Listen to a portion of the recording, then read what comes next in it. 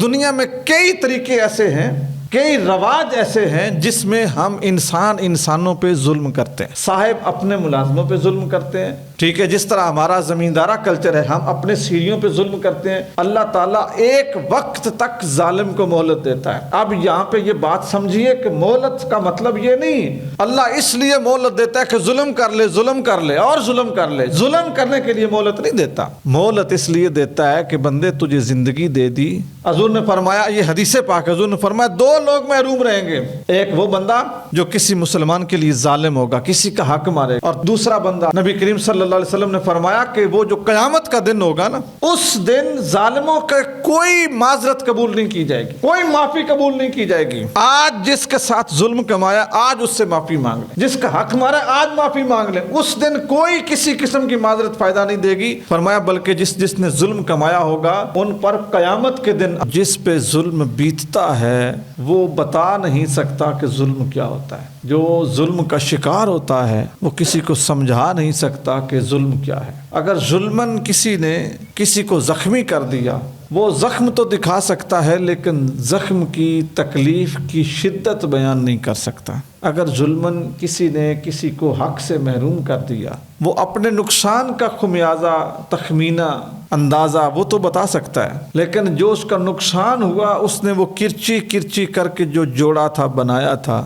اس کو بیان نہیں کر سکتا۔ تو ظلم بولنے کو ایک لفظ ہے، لیکن جب یہ کسی پہ بیت جاتا ہے تو اس کی زندگی پی جاتا ہے۔ حضرت عبداللہ بن عمر رضی اللہ تعالیٰ عنہ روایت کرتے ہیں، حضور سید دو عالم صلی اللہ علیہ وسلم نے فرمایا الظلم ظلمات یوم القیامہ، کہ ظلم قیامت کے دن بھی اندھیروں کی شکل میں ظاہر ہوگا۔ جب ظلم کو بیان کیا جائے گا، دکھایا جائے گا، لوگوں کو اس کی وضاحت دی جائے گی، فرمایا اس دن بھی روشنی نہیں ہوگی، ظلم کو اس دن بھی اندھیرے کی صورت میں، اندھیروں کے اکٹھ میں ظلم کو بیان کیا جائے گا۔ اور اللہ تعالیٰ خود اپنے متعلق یہ ارشاد فرماتا ہے، حدیث رسول ہے، حضور سید دو عالم صلی اللہ علیہ وسلم نے ارشاد فرمایا، حضرت ابو ذر غفاری رضی اللہ تعالیٰ عنہ حدیث کو روایت کرتے ہیں، اللہ تعالیٰ کہتا ہے کہ میرے بندو، بلا شبہ میں نے ظلم کو خود پر حرام کیا ہے، یعنی میں کسی پہ ظلم نہیں کرتا، وہ جو میرے اوپر حرام ہے نا، اے میرے بندو، وہی تمہارے اوپر بھی حرام ہے، اس کو میں نے تمہارے اوپر بھی حرام کیا ہے، تم بھی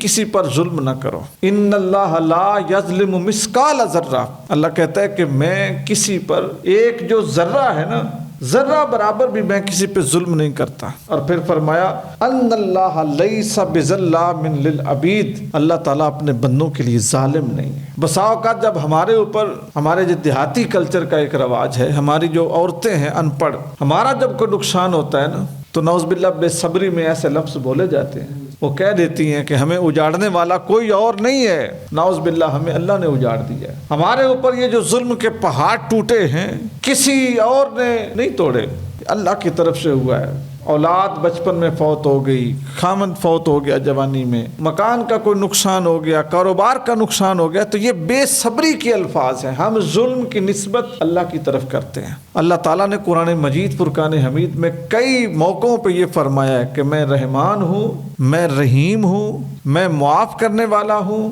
توبہ قبول کرنے والا ہوں، عدل کرنے والا ہوں، محبت کرنے والا ہوں، توبہ قبول کرنے والا ہوں، ظالم نہیں۔ لیس بظلام للعبید، جس چیز کو تم ظلم خیال کرتے ہو نا، ظلم سمجھتے ہو، شاید وہی چیز تمہارے حق میں بہتر ہو، تم اس پہ صبر کرو۔ جس چیز کو تم اپنا نقصان سمجھتے ہو کہ خدا کی طرف سے نقصان ہوا، شاید وہ تمہارا نقصان نہ ہو، وہی چیز تمہیں بہت بڑے نقصان سے بچا رہی ہو۔ ہمیشہ اپنے رب کے متعلق حسن ظن رکھو، اپنے بندوں کے اوپر وہ ظالم نہیں ہے۔ یہاں پر میں ایک بات اور عرض کر دوں کہ ظلم کو اگر ہم سمجھنا چاہیں نا تو ظلم کا سادہ سا مطلب یہ ہوگا کہ کوئی بھی چیز جس مقصد کے لیے بنائی گئی ہے اس مقصد سے ہٹ کے اس کو استعمال کرنا، یہ ظلم کہلاتا ہے۔ یہ اس کی بڑی سادہ سی تعریف ہے کہ جس کام کے لیے اس کو بنایا گیا ہے اس کام میں اسے استعمال نہ کرنا، بلکہ کسی اور کام میں یا اس کام میں زیادہ استعمال کرنا، یہ ظلم کہلاتا ہے۔ یوں ہی سمجھ لیں، ایک بڑی سادہ سی مثال ہے کہ اللہ تعالیٰ نے ہماری آنکھیں بنائی ہیں دیکھنے کے لیے، لیے کہ یہ آنکھیں دیکھیں. اب ہم ان آنکھوں سے دیکھنے کی بجائے ان آنکھوں سے اگر کھانے کی کوشش کریں, ان آنکھوں سے سننے کی کوشش کریں, ان آنکھوں میں کوئی ایسی چیز ڈال دیں جو ان کو نقصان دے, ان کی روشنی کو متاثر کرے, تو یہ کیا ہوگا؟ یہ ظلم ہوگا. اسی طرح اللہ تعالیٰ نے کچھ رشتے, کچھ تعلق, کچھ چیزیں بنائی ہیں, ان کا مقصد کیا ہے؟ محبت کو, پیار کو, احترام کو فروغ دینا. ہم جس وقت ان کو دوسرے کام میں استعمال کرتے ہیں تو وہ ظلم کہلاتا ہے. یوں سمجھ لیں, ایک اور مثال لے لیں, جانور ہیں, ہمارا دیہاتی علاقہ ہے, ہم جانور استعمال کرتے ہیں کس کے لیے؟ سامان لے جانے کے لیے, دودھ کے لیے, گوشت کے لیے. جانور حلال ہے, لیکن آپ اگر کسی چھوٹے بچے کو ذبح کر دیں تو ہر شخص یہ کہے گا کہ یہ ظلم ہے. حالانکہ تھا تو وہ حلال نا, لیکن ابھی اس کی ذبح ہونے کی عمر نہیں تھی, اس سے پہلے اس کو کر دیا تو کیا ہو گیا؟ ہم نے کہا کہ یہ ظلم ہے. ایک جانور ہے آپ کے پاس جس کے ساتھ آپ سامان لاتے ہیں, لے جاتے ہیں, تانگے کے آگے گھوڑا جوتتے ہیں, ریڑے کے آگے گدھا,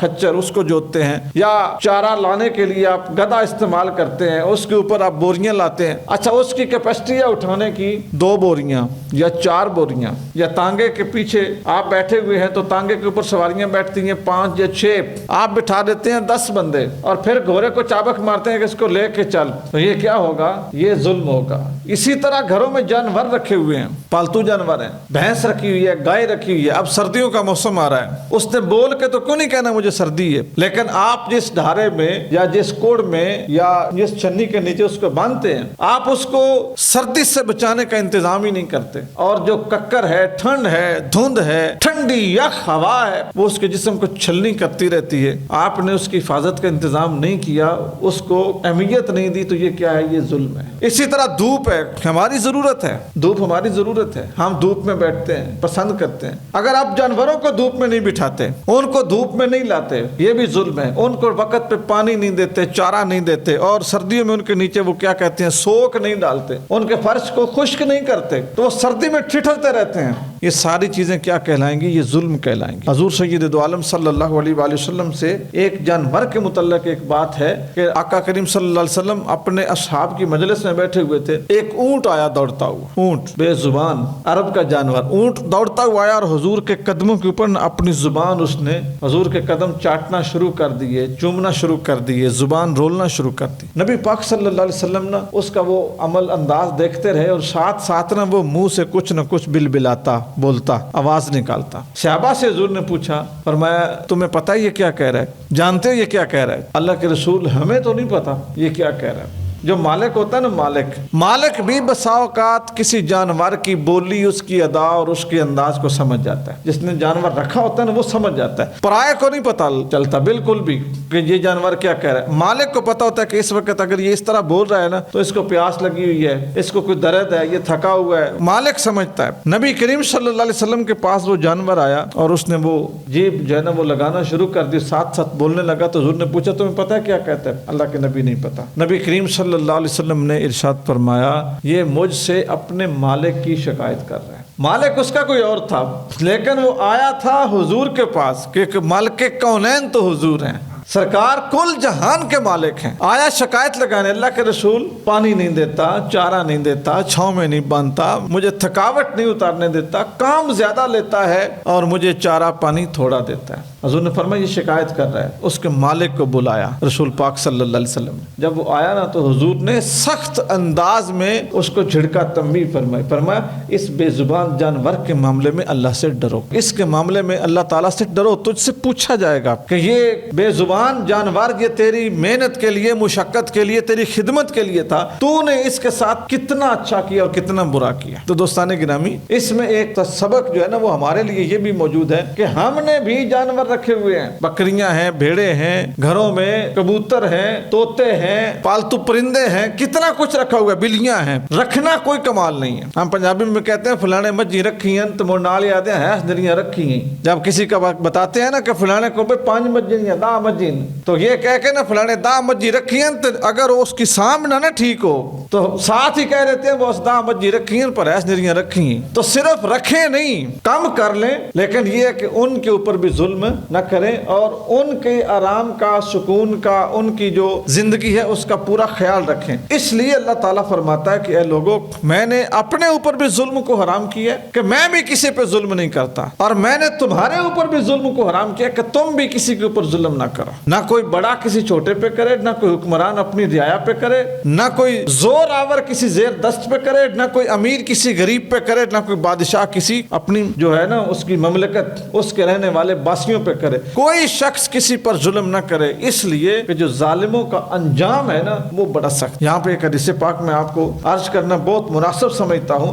نبی کریم صلی اللہ علیہ وآلہ وسلم فرماتے ہیں، حضرت ابو موسیٰ اشعری رضی اللہ تعالیٰ نے اس حدیث کو روایت کرتے ہیں کہ جو ہم کہتے ہیں نا کہ فلاں ظالم ہے لیکن اس کا ظلم پتہ نہیں کب ختم ہوگا، مرتے ہی نہیں پیا، اس سے یار جان چھوٹ ہی نہیں رہی۔ کئی لوگوں کے قابو آئے ہوتے ہیں، ہمسایہ برا ہوتا ہے، بیٹی کا سسر برا ہوتا ہے، سسرال اس کے برے ہوتے ہیں، بیٹی بندہ دے دیتا ہے پھنس جاتا ہے کہ نہ واپسی کا رستہ نہ بسیبے کا کوئی انداز ہے۔ تو انسان نہ نمازوں میں نفلوں میں دعاؤں میں التجا کرتے ہیں، یا اللہ اس ظالم کو جان چھڑا، ایرے کو آسانی کرا آسان، یا اللہ انو مگرو لا، پنجابی میں یہ لفظ بولیں گے نا تو وہ جو ظالم ہے نا اس کو اللہ تعالیٰ ڈھیل دیتا ہے کہ اور کر لے، کتنا کرے گا۔ حضرت ابو موسیٰ اشعری فرماتے ہیں کہ نبی پاک صلی اللہ علیہ وسلم نے ارشاد فرمایا، اللہ تعالیٰ ایک وقت تک ظالم کو مہلت دیتا ہے۔ اب یہاں پہ یہ بات سمجھیے کہ مہلت کا مطلب یہ نہیں اللہ اس لیے مہلت دیتا ہے کہ ظلم کر لے اور ظلم کر لے، ظلم کرنے کے لیے مہلت نہیں دیتا۔ اللہ اپنے ظالم بندوں کے لیے بھی رحیم ہے، اللہ اپنے مظلوم بندوں کے لیے بھی رحیم ہے۔ مہلت اس لیے دیتا ہے کہ بندے تجھے زندگی دے دی،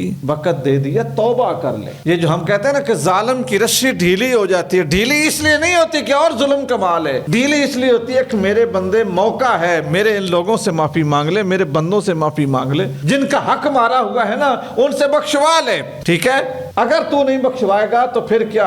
فرمایا ایک وقت تک اس کو مہلت ملتی ہے اور پھر جب اللہ تعالیٰ اس ظالم کو پکڑتا ہے نا تو پھر اس کو چھوڑتا نہیں ہے، پھر اس کی لاد ہو جاتی ہے، دنیا اس سے بدلہ لیتی ہے۔ دنیا میں بھی وہ لوگوں کی نظر میں کیا بن جاتا ہے؟ ایک قسم کا اشتہار بن جاتا ہے، لوگ اشارہ کر کے کہتے ہیں یہ وہ بندہ ہے جو اپنی ٹانگوں پہ آج چل نہیں سکتا، یہ جو پیر رگڑ رگڑ کے چل رہا ہے نا، میرے بیٹے میرے بھائی میں نے اپنی آنکھوں سے دیکھا ہے، یہ لوگوں کو سوٹے مارتا تھا، بندوقیں چلاتا تھا، لوگوں کو گالیاں دیتا تھا، بد زبان تھا، لوگ گلی سے محلے سے چوک سے اس سے ڈرتے نہیں گزرتے تھے کہ یہ لائن وہاں پہ بیٹھا ہوا ہے۔ آج یہ دیکھو اس کے بازو لٹک گئے ہیں، اس کی آنکھیں اندھی ہو گئی ہیں، اس کے پاؤں چلنے سے قاصر ہیں، یہ سنتا ہے کچھ نہیں، اس کو پانی کا ایک قطرہ نہیں دیتا۔ ہم کئی اس طرح کے لوگوں کو دیکھتے ہیں گھسٹ گھسٹ کے جب مرتے ہیں نا ان کے بھورے پہ بیٹھ کے، ان کی فاتحہ پہ بیٹھ کے لوگ مثالیں دیتے ہیں، کہتے ہیں اس بندے کی زندگی، اس بندے کی موت ہم سب کے لیے عبرت ہے، یہ ایسے کرتا تھا، یہ ایسے کرتا تھا، ہم نے اس کو مرتے ہوئے دیکھا ہے کہ اس کی موت ایسے آئی ہے۔ تاریخ کو چھوڑے کہ نمرود ایسے مرا، اس کے سر میں لتر لگتے رہے، ظالم تھا نا، مچھر بیٹھ کے لتر لگتے رہے، نمرود ایسے مرا، فرعون ایسے مرا، شداد ایسے مرا، قارون ایسے مرا، وہ تو مرے ہی مرے۔ آپ اپنے قریب کے لوگ دیکھ سکتے ہیں، آپ کے قریب کے لوگ کتنے ایسے لوگ، چاہے وہ حکمرانوں کی شکل میں ہوں، چاہے وہ زمینداروں کی شکل میں ہوں، چاہے وہ ظالموں کی شکل میں ہوں، چاہے وہ قبضہ گروپوں کی شکل میں ہوں، چاہے وہ کوئی اس طرح کے جو ہے نا وہ مالک ہوں ملوں کے، فیکٹریوں کے یا اداروں کے، کہ جن کے پاس ان کے کچھ دوست کام کرتے ہیں، مزدور کام کرتے ہیں، ان کا حق مارتے ہیں، گالیاں دیتے ہیں، اوور ٹائم لگوا کے ان کو تنخواہیں نہیں دیتے۔ آپ نے کتنے ایسے لوگوں کا دیوالیہ ہوتا دیکھا ہے، اور کتنے ایسے لوگوں کو آپ نے دیکھا ہے جو زیرو سے ہیرو بن گئے۔ وہ کیوں بن گئے؟ اس لیے ان کے دل میں اللہ کی مخلوق کی محبت تھی، انہوں نے کسی کا حق نہیں مارا، کسی کے ساتھ بدتمیزی نہیں کی، کسی کے ساتھ بے حیائی نہیں کی، کسی سے زیادہ کام لے کے اس کے حق، اس کے پیسے کو نہیں مارا، اس کی تنخواہ نہیں ماری، کوئی بات نہیں۔ وہ لوگ ترقی کر گئے، اور نقصان میں کون سے لوگ رہے؟ وہ لوگ جنہوں نے اپنے کام کرنے والوں پہ ظلم کیا، جنہوں نے اپنے کام کرنے والوں سے زیادتی کی، جنہوں نے ان کو گالیاں دی، ان کے اوپر سختی کی۔ رسول اللہ صلی اللہ علیہ وآلہ وسلم کے پاس ایک شخص آیا، اس شخص نے اپنے ملازم کی بات کہی، بہت زبردست حدیث پاک ہے، سن لیجئے۔ اس نے کہا یا رسول اللہ میرا ایک غلام ہے، کام نہیں کرتا، کام میں غلطی کرتا ہے، کام نہیں ٹھیک کرتا۔ نبی پاک صلی اللہ علیہ وسلم اس کی بات سن رہے تھے تو اس شخص نے کہا یا رسول اللہ میں اس کو مارتا ہوں، میرے ہاتھ میں دونوں ہوتا اور میں اس کو مارتا ہوں، اللہ کے نبی مجھے کتنا مارنا جائز ہے اس کو؟ وہ کام جو نہیں کرتا اور میں نے اس کے پیسے دیے ہوئے، غلام ہے میرا، میں اس کو مارتا ہوں، میرے لیے کتنا مارنا جائز ہے؟ نبی کریم صلی اللہ علیہ وسلم نے اس کو فرمایا مجھے اس چیز کا اندازہ نہیں ہے یا میں اس بارے میں کیا کہہ سکتا ہوں، لیکن میں تمہیں ایک بات بتاتا ہوں کہ جتنا وہ تیرا نقصان کرتا ہے نا، جتنا وہ کام میں سستی کرتا ہے، جتنا وہ تیرا جرمی ہے، جو تم اس کو سزا دیتے ہو نا، قیامت کے دن تیری سزا اور اس کا جرم تولے جائیں گے. جتنی سزا برابر ہو جائے گی نا اتنی تجھے معاف ہو جائے گی. جو سزا تو اس کو اضافی دے گا نا وہ قیامت کے دن تجھے ملے گی. یہ نہیں ہے کہ وہ تیرا ملازم ہے یا وہ تیرا غلام ہے تو تم بس ٹھیک ہے اس کو مارتے ہی رہو تشدد ہی کرو. نہیں، فرمایا جو کام برابر ہو جائے گا وہ تجھے معاف ہو جائے گا، جو اضافہ ہوگا اس کا تجھ سے حساب لیا جائے گا. اس صحابی نے عرض کی، یا رسول اللہ صلی اللہ علیہ وسلم اگر میں اس شخص کو آزاد کر دوں. دیکھیے نا، میں اکثر ایک بات کہتا ہوں کہ مسئلہ پوچھنے کے لیے، نصیحت حاصل کرنے کے لیے، مشورہ لینے کے لیے ہمیشہ کسی ایسے بندے کے پاس جائیں کہ یار جس بندے کی اپنی نیت بھی ٹھیک ہو. کتنے ایسے الجھے ہوئے معاملات ہوتے ہیں، آپ کسی صاحب منزل کے پاس جاتے ہیں، کسی صاحب منصب کے پاس جاتے ہیں نا، وہ اس الجھن کو سلجھا دیتا ہے. اور کئی دفعہ ایسا ہوا ہے کہ آپ کسی الجھن کے لیے کسی کے پاس گئے ہیں تو وہ الجھن اور الجھ گئی ہے. اس لیے ہم مخبر ان کا انتخاب کرتے ہوئے بہت احتیاط سے کام لیں. وہ صحابی آئے رسول اللہ کے پاس، اگر کوئی اس شخص کے مزاج کا کوئی بندہ ہوتا نا تو اس نے کیا کہنا تھا؟ اس نے یہ کہنا تھا نا، کام مجھے نہیں کرتا پھر کوٹ کے رکھ، پیسے جو بھرے نے غلام ہے تیرا، کام نہیں کرتا تو کوٹ کے رکھ. اور بھائی جی تو نہ کٹیا پھیری دو چار اور باغی ہو جان گے. نہیں، ایسا بھی تو کوئی مشورہ دے سکتا تھا نا کہ بھائی اس کو صحیح تان کے رکھ، کوئی ضرورت نہیں نرمی کرنے کی، مسئلے کی کوئی لوڑ نہیں کہ ایسا ہوگا تو ایسا ہوگا. نہیں، تیرا غلام ہے، تو پیسے دیتے دن رات کام لیتے منڈ کے لے، نہیں کرتا تھے وانگ ان، پنجابی میں یہ لفظ ہوگا. لیکن وہ آئے تھے رسول اللہ کے پاس اور میرے نبی تھے رحمت للعالمین. حضور نے یہ بھی دیکھنا تھا کہ یہ جو مارنے والا ہے نا اس کے لیے کیا بہتر ہے.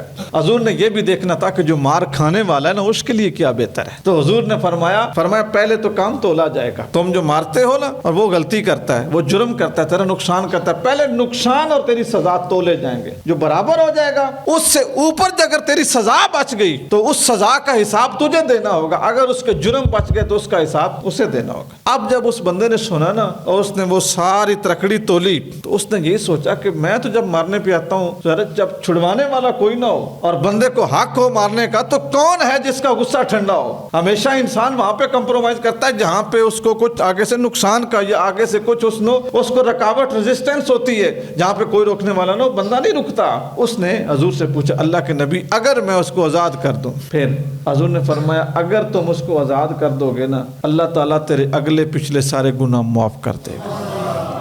اب دیکھیے وہ بندہ آیا تھا اجازت لینے کے لیے مارنے کی، ٹھیک ہے کہ مجھے مارنے کی اجازت مل جائے. اللہ کے نبی کی حکمت کیا ہوئی، اللہ کے نبی کا انداز کیا تھا. حضور نے اس کو مارنے کی اجازت دینے کی بجائے اس کو ظالم اور بنانے کی بجائے نبی پاک صلی اللہ علیہ وسلم نے ایسا طریقہ اختیار فرمایا کہ اس غلام کو آزادی مل گئی. تو دوستو دنیا میں کئی طریقے ایسے ہیں، کئی رواج ایسے ہیں جس میں ہم انسانوں پہ ظلم کرتے ہیں. صاحب اپنے ملازموں پہ ظلم کرتے ہیں، ٹھیک ہے. جس طرح ہمارا زمیندارہ کلچر ہے ہم اپنے سیڑھیوں پہ ظلم کرتے ہیں، یعنی ان کا سونے جاگنے کا کوئی وقت نہیں. میں یہاں پہ بھی ایک حدیث مبارکہ عرض کر دوں. رسول اللہ صلی اللہ علیہ وآلہ وسلم صحابہ کی تربیت فرما رہے تھے کام کرنے والوں کے متعلق. تو حضور نے فرمایا ان پہ اتنا کام نہ ڈالو جتنا وہ کر نہیں سکتے. یعنی ایک بندہ ہے تو اس کو ایک بندے کا کام دو. جو ایک بندہ اس ٹائم میں یعنی صحیح جاگ کے 8 گھنٹے عموماً ورکنگ ٹائم ہے، 8 گھنٹے میں وہ جتنا کر سکتا ہے اتنا ہی اس کو کام دو. اور پھر فرمایا اگر کام زیادہ ہو، اب یہ بات سمجھیے، اگر کام زیادہ ہو حضور نے فرمایا خود کام کرنے میں اپنے ملازموں کی مدد کرو. چارہ کاٹنا ہے، صفائی کرنی ہے، اینٹیں ڈھونی ہے، گارا بنانا ہے، کوئی بھی کام کرنا ہے پھر اس کام میں ان کے مددگار ہو جاؤ. یہ نہیں کہ آپ کرسی پہ بیٹھے رہو اور ان کو گالیاں بھی دیتے رہو اور ان کو تھاپڑے بھی مارتے رہو اور ان کو ہنگرا بھی کرتے رہو. بھائی کرو اتنا کام ہی نہیں، تسا لمکا چھڑیا، تسا ہنج کر چھڑیا. نہیں، آپ کو پتا ہے کہ یہ کام زیادہ ہے. ہر بندے کو پتا ہوتا ہے اگر خود کرنا پڑے تو کیا میں اتنا کر سکتا ہوں؟ ٹھیک ہے، کام کرنے والا بندہ کام کرنے میں ایکسپرٹ ہوتا ہے، وہ عام بندے سے زیادہ کر لیتا ہے. لیکن جو بندہ بھی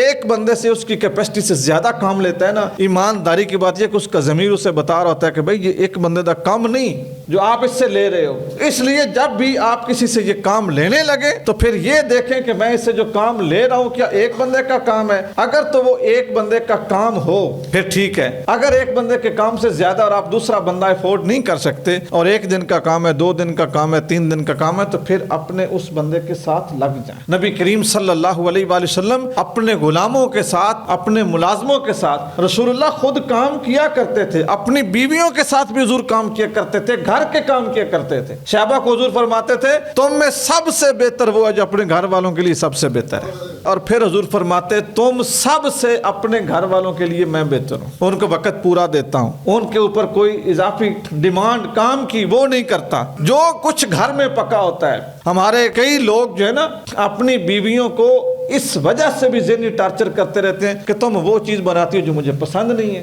کبھی اس میں نمک نہیں ہے, کبھی اس میں مرچ نہیں ہے, کبھی یہ جلا ہوا ہے, کبھی یہ تازہ نہیں ہے, کبھی یہ گرم نہیں ہے, کبھی یہ ایسا نہیں ہے, کبھی یہ ایسا نہیں ہے. یعنی دھاک بٹھانے کے لیے, پریشرائز کرنے کے لیے وہ اس طرح کی باتیں کرتے رہتے ہیں. یہ مردانگی نہیں ہے, ٹھیک ہے نا, اور یہ کوئی اچھی روش بھی نہیں ہے. حضرت عائشہ صدیقہ رضی اللہ تعالیٰ عنہ فرماتی ہیں ایک بھی زندگی میں موقع ایسا نہیں آیا, سنیے نا, ایک بھی زندگی میں ایسا موقع نہیں آیا کہ رسول اللہ صلی اللہ علیہ وسلم نے کھانے میں سے عیب نکالا ہو. آپ اندازہ کر سکتے ہیں کہ جب کھانا بنا کے پکا کے سنبھال کے آپ کے سامنے رکھا جائے اور آپ کھانے سے انکار کر دیں تو کھانا بنانے والے کو کتنی تکلیف ہوتی ہے. ہم نے تو صرف ایک مرتبہ کہنا میں نے نہیں کھانا. جس نے آٹا بنایا, آٹا چھانا, آٹا گوندا, آٹا پکایا, گرم کچن میں یا چولہے پہ بیٹھ کے وہ سارا انتظام کیا, سارا کچھ کیا, اور اس کے بعد سجا کے بنا کے آپ کے سامنے رکھا اور آپ نے ایک لمحے میں کہہ دیا میں نہیں کھانا, لے جاؤ. اس پیچھے پورے عمل کو, پوری محنت کو دیکھیں نا, اور پھر اپنے انکار کو دیکھیں. اب عائشہ صدیقہ فرماتی ہیں ایک موقع زندگی میں ایسا نہیں آیا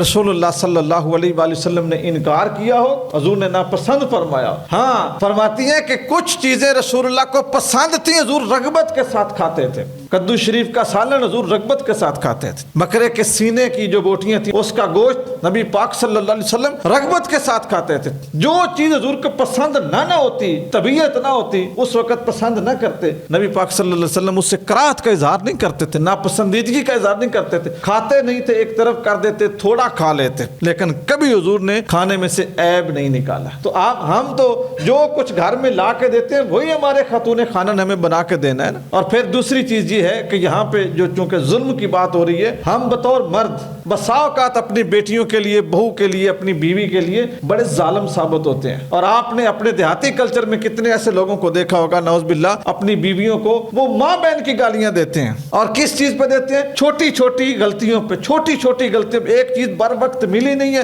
پھر گالیاں شروع. ایک چیز جو جہاں پہ اس نے کہا تھا یہاں پہ رکھ دو وہاں پہ رکھی نہیں ہے پھر گالیاں, تشدد. یہ باہر ہماری مسجد کے سامنے نا سرکار کا خطبہ لکھ کے میں نے پرنٹ کروا کے لگوایا ہوا ہے, ٹائلوں کے اوپر کرسٹل کوٹڈ ہے. اس کے اندر لکھا ہوا ہے, نکل کے پڑھ لیجئے. نبی پاک صلی اللہ علیہ وسلم نے فرمایا تمہاری بیویوں کا تمہارے اوپر حق یہ ہے کہ تمہارے بستر پہ کسی دوسرے کو نہ آنے دیں. یہ حق ہے ان کا کہ تمہارے بستر پر کسی دوسرے کو نہ آنے دیں. یعنی اپنی غیرت عزت سنبھال کے رکھیں, اپنے آپ کو تمہارے لیے بنا سنوار کے رکھیں, وقف رکھیں. پھر ساتھ ہی فرمایا اگر کبھی تم ان کی کوئی غلطی پکڑ لو, کوئی جرم پکڑ لو, کسی خطا پر مطلع ہو جاؤ, نبی کریم صلی اللہ علیہ وسلم نے فرمایا ان کو اتنی سزا نہ دو کہ جسم پہ نشان پڑ جائیں, اور چہرے کے اوپر مارنے کا تو حضور نے سختی کے ساتھ منع فرمایا چہرے پہ بالکل نہ مارو. اور ہم لوگ ہیں مسلمان غیرت والے, ہم تیزاب اٹھا کے بیویوں کے چہروں پہ پھینکتے ہیں. کتنے تیزاب کے کیس ہیں جو ہمارے ملک میں رپورٹ ہیں, ہمارے علاقے میں رپورٹ ہیں کہ مثلا نفرت ہوئی, تیزاب اٹھا کے وہ خاتون کے چہرے پہ پھینک دیا,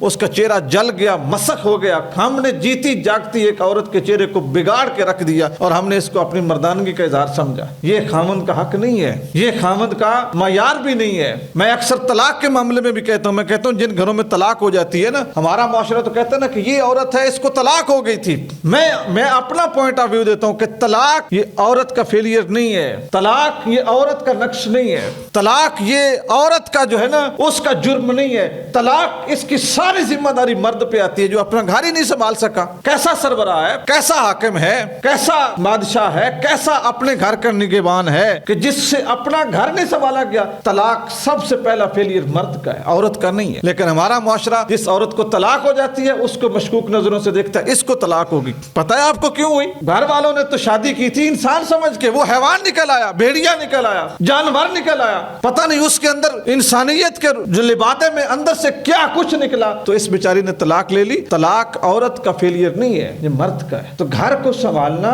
گھر میں انصاف قائم رکھنا یا گھر میں تشدد سے دور رہنا یا تشدد کو روک کے رکھنا, یہ ساری ذمہ داری خامند پہ ہے. بات ہماری ظلم سے چلی کہ جس وقت خامند یہ دیکھتا ہے نا کہ میرا اور کہیں بس نہیں چلتا اور اس کو کوئی نہیں ملتا, تو گھر کی بیٹی پہ, بہو پہ, بیوی پہ وہ ظالم ہو جاتا ہے. پھر گالیاں ان کو دیتا ہے, تشدد ان کو دیتا ہے, رنجشیں ان کے ساتھ بناتا ہے, ہر قسم کے بکواس ان کو کرتا ہے, ہر قسم کی سختیاں ان پہ شروع کر دیتا ہے, حالانکہ نقصان کہیں اور سے ہو رہا ہوتا ہے. اس لیے اپنے گھر والوں کے لیے رحیم رہیں, کریم رہیں. آگے ایک قیامت کے دن جو احوال ہوں گے نا ظالموں کے, اس کے متعلق سنیے. نبی کریم صلی اللہ علیہ وآلہ وسلم نے فرمایا کہ لا ينفع الظالمین معذرتهم ولهم اللعنۃ ولهم سوء الدار. یہ قرآن مجید فرقان حمید کی آیت ہے. نبی کریم صلی اللہ علیہ وسلم نے فرمایا کہ وہ جو قیامت کا دن ہوگا نا, اس دن ظالموں کا کوئی معذرت قبول نہیں کی جائے گی, کوئی معافی قبول نہیں کی جائے گی. آج جس کے ساتھ ظلم کمایا آج اس سے معافی مانگ لیں, جس کا حق مارا آج معافی مانگ لیں. اس دن کوئی کسی قسم کی معذرت فائدہ نہیں دے گی. فرمایا بلکہ جس نے ظلم کمایا ہوگا